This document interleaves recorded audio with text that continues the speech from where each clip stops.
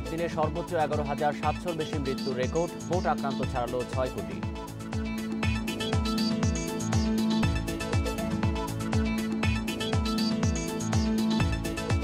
বিশ্বকে ফের নেতৃত্ব দিতে প্রস্তুত যুক্তরাষ্ট্র, বাইডেনের ঘোষণা, মিত্রদের সাথে নিয়ে পথ চলার প্রতিশ্রুতি।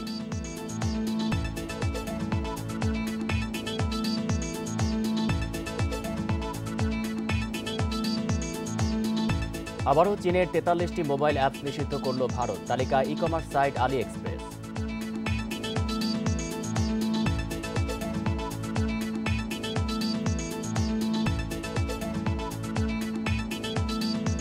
স্বাগত আন্তর্জাতিক খবর নিয়ে আমাদের নিয়মিত আয়োজন পূর্ব পশ্চিমে। আপনাদের সাথে আছি আমি আলী আশরাফ। শুনছিলেন শিরোনাম, এবার বিস্তারিত।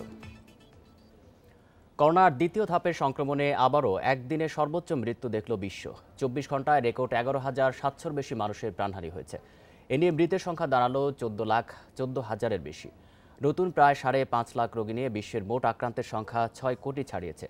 সংক্রমণ বাড়ায় যুক্তরাষ্ট্রের বিভিন্ন রাজ্যে আবারও আরোপ করা হচ্ছে বিধিনিষেধ।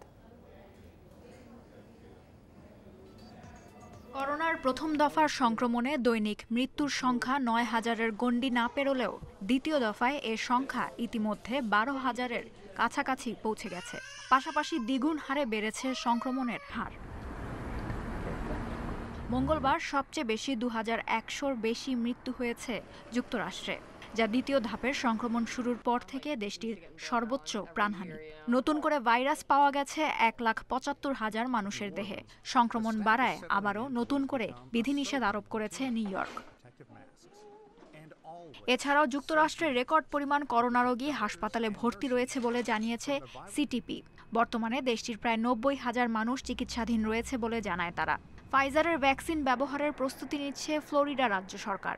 তবে যাচাই বাছাই ছাড়া শুধুমাত্র প্রেস রিলিজের ওপর ভিত্তি করে কোনো ভ্যাকসিনের অনুমোদন দেয়া হবে না বলে জানিয়েছে দেশটির খাদ্য ও ওষুধ প্রশাসন। এদিকে করোনা পরিস্থিতির প্রতিদিনই অবনতি হচ্ছে ইউরোপে। 24 ঘন্টায় মোট প্রাণহানির অর্ধেক হয়েছে এই মহাদেশে, যার মধ্যে সবচেয়ে বেশি মৃত্যু হয়েছে ইতালিতে, প্রাণ গেছে 853 জনের। এ নিয়ে দেশটির মোট মৃতের সংখ্যা 51,000-এর বেশি। নতুন শনাক্ত হয়েছে 23,000-এর বেশি রোগী। এছাড়াও যুক্তরাজ্যে 608 ও ফ্রান্সে 592 জনের মৃত্যু হয়েছে। তবে এর মধ্যেই কড়াকড়ি শিথিল করতে যাচ্ছে ফ্রান্স ও ইতালি সরকার। এছাড়াও ক্রিসমাসকে সামনে রেখে অভ্যন্তরীণ ভ্রমণে নিষেধাজ্ঞা সহ বিধিনিষেধ প্রত্যাহার করছে ব্রিটেন। এছাড়াও যুক্তরাজ্যে প্রবেশের পর বাধ্যতামূলক কোয়ারেন্টিনে থাকার নির্দেশ দিয়েছে সরকার। ব্রাজিলে 24 ঘন্টায় 638 জনের প্রাণহানি হয়েছে। এ নিয়ে দেশটির মোট মৃত 1,70,000 ছাড়ালো। চীনা ভ্যাকসিনের পরীক্ষামূলক প্রয়োগ। এদিকে করোনা ভাইরাসে আক্রান্ত হয়েছেন কলম্বিয়ার ফার্স্ট লেডি মারিয়া জুলিয়ানা রুইজ। ভারতে নতুন করে প্রাণ গেছে 489 জনের। এ নিয়ে ভাইরাস মিলেছে 44,000-এর বেশি মানুষের দেহে। জাপানে প্রকোপ বাড়ায় বন্ধ করে দেয়া হয়েছে সরকারি ভর্তুকিযুক্ত অভ্যন্তরীণ ফ্লাইট প্রকল্প। Lutfa Fauzia, independent news. ইতালির করোনা পরিস্থিতি নিয়ে জানাতে যোগ দিচ্ছেন প্রবাসী সাংবাদিক ইউসুফ আলী। জনাব ইউসুফ আলী, আপনাকে স্বাগত জানাচ্ছি ইন্ডিপেন্ডেন্ট সংবাদে। জনাব ইউসুফ আলী, 24 ঘন্টায় ইতালিতে 853 জনের মৃত্যু হয়েছে, যা ইউরোপের মধ্যে সর্বোচ্চ। হঠাৎ করে এই মৃতের সংখ্যা বেড়ে যাওয়ার কারণ কি, বিশেষজ্ঞরা কি বলছেন? জি ধন্যবাদ। আসলে এই মৃত্যুর সংখ্যাটি আপনি যেটা জানাতে চান যে দ্বিতীয় ধাপের করোনার মধ্যে সর্বোচ্চ একদিন মৃত্যু, এবং এটি গত মার্চের 27 এবং 28 তারিখের পরেই কিন্তু তৃতীয় সর্বোচ্চ এই টোটাল করোনা পরিস্থিতির মধ্যে গত 8 মাসের মধ্যে। তো এটি আসলে বিশেষজ্ঞরা যেটি বলছেন যে বারবার তারা সতর্ক করছেন আসলে, এবং স্বাস্থ্য কর্মী যারা আছে তারা কিন্তু ইতিমধ্যে সরকারকে একটি লকডাউন দেওয়ার জন্য আহ্বান জানিয়েছেন, কিন্তু সরকার দেশটির সার্বিক পরিস্থিতি বিবেচনা করে কিন্তু সেই লকডাউন থেকে ফিরে আসে, এবং সামনে যে বড়দিন রয়েছে সে উপলক্ষে কিন্তু আগামী ডিসেম্বরের 4 তারিখ থেকে কিন্তু আরো শিথিল করা হচ্ছে, অর্থাৎ রেস্টুরেন্ট এবং দোকানপাটের যে খোলার যে সময়সীমা ছিল সেটা কিন্তু বৃদ্ধি করা হচ্ছে। তো সার্বিকভাবে আসলে ইতালি এই মুহূর্তে তাকিয়ে আছে ভ্যাকসিনের দিকে। টিকাটি কিভাবে ভ্যাকসিনের মাধ্যমে, অর্থাৎ ভ্যাকসিন বাজারে আসলে কিন্তু এই করোনা পরিস্থিতি নিয়ন্ত্রণে আসবে বলে তারা কিন্তু আশা করছেন, এবং আগামী ডিসেম্বর মাসে 3টি ভ্যাকসিন আসবে বলে একটি সবুজ সংকেত দিচ্ছে ইতালি সরকার। তার মধ্যে আপনারা জানেন যে অক্সফোর্ডের ভ্যাকসিনটিকে তারা বেশি অগ্রাধিকার দিচ্ছে, এবং সেখান থেকে ইটালিতে প্রায় 30 মিলিয়ন ভ্যাকসিন আসার একটি সম্ভাবনা আগামী মাসে রয়েছে। পাশাপাশি তারা বায়োনটেক যে আমেরিকা এবং জার্মান কোম্পানির সেটিও কিন্তু তাদের সাথে তারাও এই ভ্যাকসিন আসবে বলে আশা করছেন। এবং তৃতীয়ত মডার্ন যে ভ্যাকসিন যেটি রয়েছে, এই 3টি ভ্যাকসিনে আসার একটি সম্ভাবনা রয়েছে। তো প্রাথমিকভাবে আসলে এই ভ্যাকসিনটি দিকে এই মুহূর্তে পুরো ইতালিবাসী তাকিয়ে আছে যে বাজারটি কখন আসবে এবং এই করোনা পরিস্থিতির যে এই অবনতি হচ্ছে এবং একটি মৃত্যুর দেশে পরিণত হচ্ছে এই মুহূর্তে ইতালি, যে মৃত্যুর সংখ্যা প্রতিদিন বাড়ছে এবং এখনো সংক্রমণ হারটিও অনেক বেশি। তো সেই হিসাবে এটি এখন আসলে শেষ ভরসা হিসেবে ইতালি সরকার দেখছে। এবং পাশাপাশি আমরা সবচেয়ে বাংলাদেশি প্রবাসীরা কিন্তু এখানে সমস্যা রয়েছে এই করোনা পরিস্থিতি বৃদ্ধির কারণে, যে এই মুহূর্তে হাজার হাজার বাংলাদেশি আমরা খুব সমস্যা রয়েছে। তো সেই হিসেবে আমরাও আশা করছি যে দ্রুত বাজারে করোনা ভ্যাকসিন আসুক এবং আমরা 3-4 মাসের মধ্যে হয়তো ইটালির সার্বিক সকল জনগণ এই টিকাটির সুবিধা পাবে আশা করছি। জি, ধন্যবাদ। জনাব ইউসুফ আলী, আপনাকে ধন্যবাদ জানাচ্ছি আমাদের সাথে যুক্ত হবার জন্য। করোনা টিকা হাতে আসলে সবার আগে পাবেন স্বাস্থ্যকর্মীরা। প্রথম 1 কোটি টিকার ডোজ স্বাস্থ্যকর্মীদের দেওয়া হবে বলে জানিয়েছে ভারতের স্বাস্থ্য মন্ত্রণালয়। দেশে যে সংস্থার টিকায় প্রথমে পাওয়া যাবে তা দেওয়া হবে স্বাস্থ্যকর্মীদেরই। ভ্যাকসিনের ডোজ প্রথমে কাদের দেওয়া হবে সে বিষয়ে ডেটাবেস প্রায় তৈরি হয়ে গিয়েছে। তালিকায় 92% সরকারি এবং 56% বেসরকারি স্বাস্থ্যকর্মীর তথ্য নিবন্ধন করা হয়েছে। টিকা বন্টন নিয়ে মঙ্গলবার মুখ্যমন্ত্রীদের সঙ্গে ভার্চুয়াল বৈঠক করেছেন প্রধানমন্ত্রী নরেন্দ্র মোদী। তবে ভারতে করোনার কার্যকরী টিকা কবে আসবে তা এখনই বলা যাচ্ছে না বলে জানান মোদী। তিনি বলেন, বিশ্বজুড়ে টিকার গবেষণা এখনও চলছে। টিকা আসার বিষয়টি বিজ্ঞানীদের ওপর নির্ভর করছে। এ সময় সবাইকে সতর্ক থাকার আহ্বান জানান তিনি। এছাড়াও 130 কোটি মানুষের দেশে নিরাপদ টিকা ও এর বন্টনের ওপর জোর দেন মোদী। এছাড়া টিকা নিয়ে রাজনীতি চলছে বলেও অভিযোগ তোলেন ভারতের প্রধানমন্ত্রী।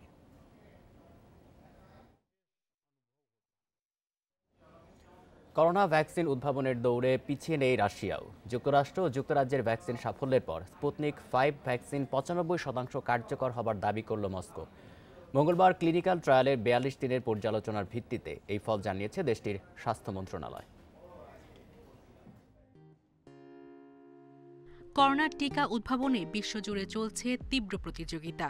মার্কিন প্রতিষ্ঠান মডার্না ও ফাইজার এবং যুক্তরাজ্যের অক্সফোর্ড তাদের উদ্ভাবিত ভ্যাকসিন 90 ভাগের বেশি কার্যকর বলে দাবি করেছে।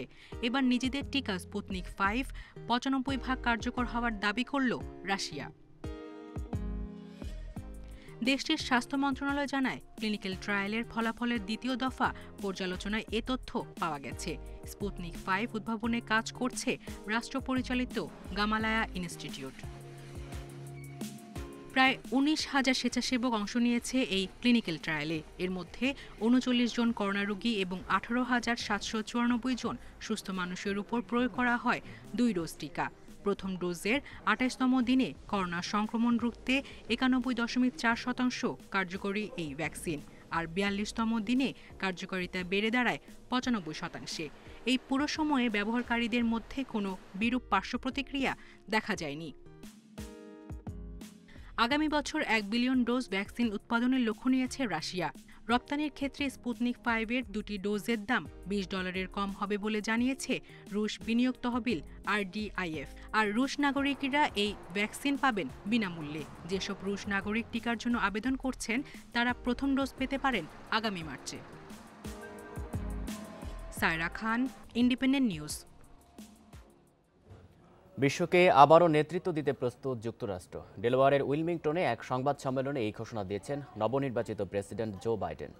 একই সাথে ডোনাল্ড ট্রাম্পের আমেরিকা ফার্স্ট নীতি পরিবর্তন করে আবারও মিত্রদের সাথে একসাথে কাজ করার প্রতিশ্রুতি দেন তিনি।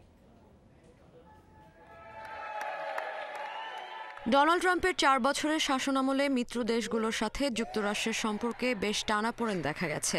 সামরিক জোট, ন্যাটোর অন্য সদস্যদের সঙ্গে দূরত্ব, চীনের সাথে বাণিজ্য যুদ্ধ এবং আন্তর্জাতিক বিভিন্ন চুক্তি ও সংস্থা থেকে বেরিয়ে আসার মতো ঘটনাও ঘটেছে।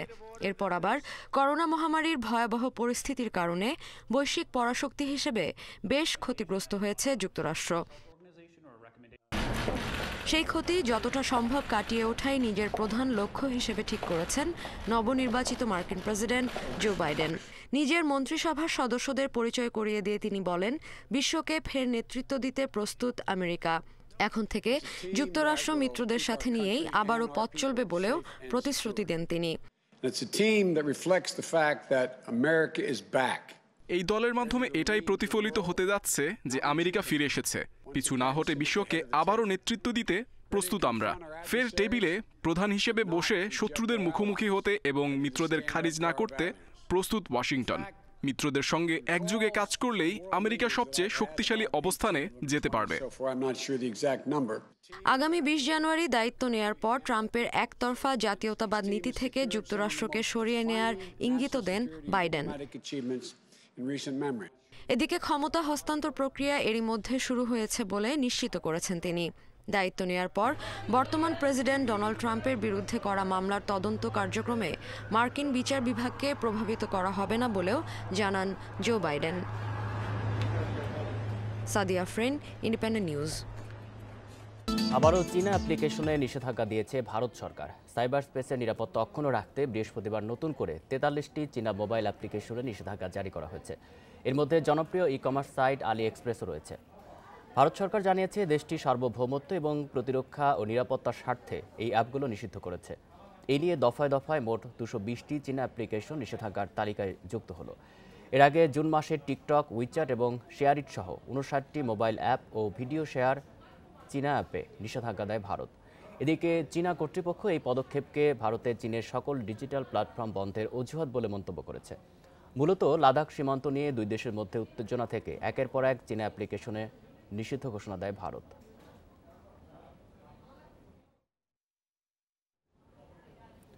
ভারতের দক্ষিণ পশ্চিম উপকূলের দিকে ধেয়ে আসছে শক্তিশালী সাইক্লোন নিভার। বুধবার সন্ধ্যায় সাইক্লোনটি ভারতীয় তামিলনাড়ু ও পুডুচেরি রাজ্যের উপকূলে আছড়ে পড়বে বলে দেশটির সংবাদ মাধ্যম এনডিটিভি জানায়। ভারতের আবহাওয়া বিভাগ জানিয়েছে ঘূর্ণিঝড়টি ঘন্টায় ১৪৫ কিলোমিটার বেগে এগোচ্ছে। ঘূর্ণিঝড়ের কারণে ওই অঞ্চলে প্রবল বৃষ্টিপাতের পূর্বাভাস দেওয়া হয়েছে। বাতিল করা হয়েছে তামিলনাড়ুর গণপরিবহন ব্যবস্থা। নিরাপদে সরিয়ে নেওয়া হয়েছে তামিলনাড়ু উপকূলের ২,০০০ বাসিন্দা। পুডুচেরির উপকূলে ৭ নম্বর বিপদ সংকেত জারি করা হয়েছে। এছাড়াও বাতিল করা হয়েছে সব ধরনের সরকারি বেসরকারি অনুষ্ঠান। হাসপাতাল, ফার্মেসি এবং সরকারি অফিস ছাড়া সব প্রতিষ্ঠান বন্ধ থাকবে। দুই জায়গায় ১২০০ দুর্যোগ ব্যবস্থাপনা কর্মী মোতায়েন করা হয়েছে। সতর্ক অবস্থায় থাকতে বলা হয়েছে নৌবাহিনীর উদ্ধার জাহাজ ও কর্মীদের।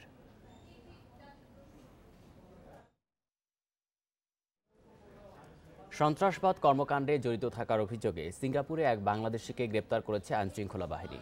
মঙ্গলবার সিঙ্গাপুরের স্বরাষ্ট্র মন্ত্রণালয়ের ওয়েবসাইটে প্রকাশিত এক বিজ্ঞপ্তিতে এই তথ্য জানানো হয়েছে। এতে বলা হয় ২৬ বছরের আহমেদ ফয়সালকে গত ২ নভেম্বর গ্রেপ্তার করা হয়। বাংলাদেশ ও কাশ্মীরে হামলার পরিকল্পনা করছিলেন তিনি। নির্মাণ শ্রমিক হিসাবে কাজ করতে ২০১৭ সালে বাংলাদেশ থেকে সিঙ্গাপুরে যান ফয়সাল। সামাজিক যোগাযোগ মাধ্যমে ভুয়া অ্যাকাউন্ট খুলে সহিংসতায় উস্কানি দেন তিনি। তবে তার বিরুদ্ধে সিঙ্গাপুরের সহিংস কর্মকাণ্ড চালানোর পরিকল্পনার প্রমাণ মেলেনি। এদিকে ইউরোপে সাম্প্রতিক সহিংসতার জেরে সন্দেহভাজন ৩৭ জনের মধ্যে ১৫ বাংলাদেশিকে নিজ দেশে ফেরত পাঠানো হয়।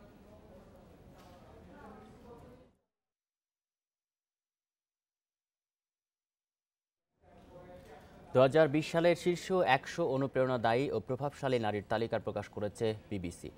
তালিকায় আছেন বাংলাদেশের রিনা আক্তার ও রিমা সুলতানা। করোনাকালে নিজ নিজ ক্ষেত্রে ভিন্নধর্মী অবদানে তাদের এই তালিকায় রাখা হয়েছে।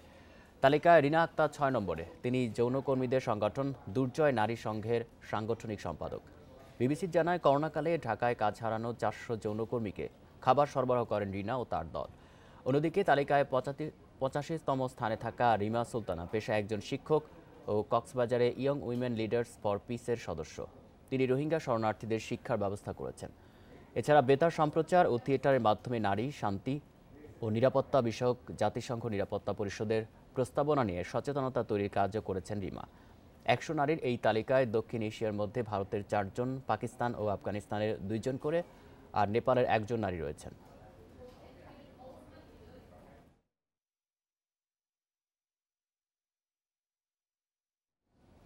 ইরানের উত্তর কুর্দি প্রদেশ সুলেমানিয়ার কার্পেটের দোকানগুলো প্রায় ক্রেতাশূন্য। বাহারি ডিজাইনের কার্পেটগুলোর দাম কম হওয়া সত্ত্বেও কিনতে পারছেন না ক্রেতারা। করোনা মহামারীর কারণে বেশিরভাগের আয় কমে গেছে, তাই কার্পেট কেনাকে এখন অনেকেই বিলাসিতা মনে করছেন। প্রতি বছর শীতের শুরুতে সোলেমানিতে কার্পেটের চাহিদা বাড়ে। দোকানগুলোতে থাকে ক্রেতাদের উপচে পড়া ভিড়। তবে এবছর চিত্র পুরো উল্টো। শীত এসে পড়লেও ক্রেতা নেই দোকানগুলোতে। করোনা ভাইরাসের কারণে সরকারি কর্মচারীদের বেতন দেরিতে হওয়া এবং সংক্রমণের ভয়ে কেউ আসছে না কার্পেটের বাজারে। এতে বেশ ক্ষতির মুখে পড়েছে বিক্রেতারা। গত বছরগুলো থেকে এবছরটা আলাদা। মহামারীর কারণে ক্রেতারা কেউ দোকানে এসে পণ্য কিনতে আগ্রহী নয়। তার উপর মানুষের আয়ও কমে গেছে। পণ্যের মান ভালো হলেও ক্রেতা নেই। বিক্রেতারা বলছেন পানির দামে ছাড়তে রাজি হলেও কেউ কিনছে না বাহারি এসব কার্পেট। এক একটি কার্পেট ৮,০০০ দিনারে বিক্রি হতো, এখন ৩,৫০০-এও পণ্য ছেড়ে দিতে চাইলে ক্রেতা মিলছে না। প্রয়োজনীয় পণ্যের তালিকায় কার্পেট পড়ে না, আয় কমে গেছে। এর মধ্যে এই কার্পেট কেনা শুধুই বিলাসিতা ছাড়া আর কিছুই না। এদিকে মার্কিন নিষেধাজ্ঞার কারণে আন্তর্জাতিক বাজারও হারাচ্ছে কয়েকশো বছরের ঐতিহ্যবাহী এই পণ্যটি। Sadia Afrin, Independent news.